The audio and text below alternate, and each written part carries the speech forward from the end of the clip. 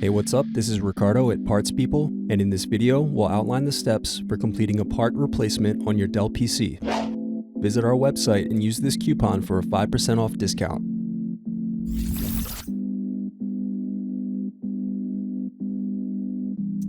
Slide tabs outward to unlock and remove battery.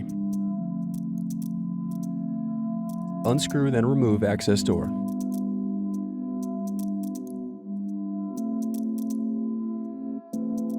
Now unscrew and remove DVD drive.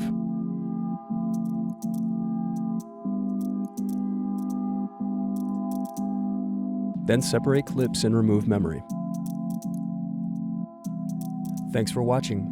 Don't forget to like and subscribe if you enjoyed this video. And if you need more, check out this playlist to watch other tutorials for your laptop. You can also click here to find parts for your laptop at partspeople.com.